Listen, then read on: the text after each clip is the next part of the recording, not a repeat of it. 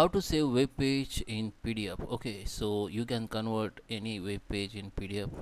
So I'm going to show the easiest way, and in my window 10 Chrome browser. If you're using any other browser, you can follow the steps. Okay, so guys, so let's start with the video.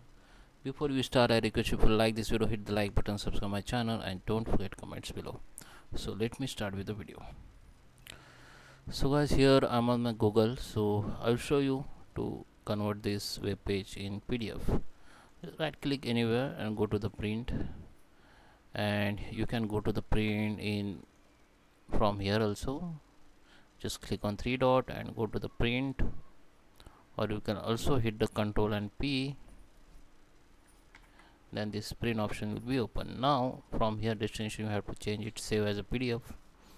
If you have more than I have only one page here, you can see in portrait mode. By default it is portrait mode. Okay, so if you have page more than one, you can select the custom page.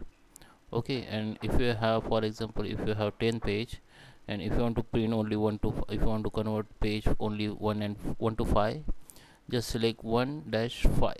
Okay, so only 1 and 1 to 5 page will be converted in PDF. Okay, I got this error because I have only one page here, because that's why it is showing only one limit only. Okay, but if you want to convert PDF, convert web page in PDF randomly, like 4, 6 and 8 and 10, so you have to make it like this. You have to enter the comma, you have to separate them by entering comma, and now you can make it. So I have got this error because I have limit one page only.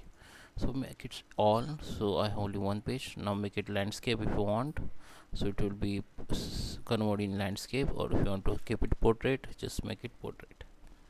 Now you can just save it. Select the destination where you want to save, just rename it and just save. It will be saved.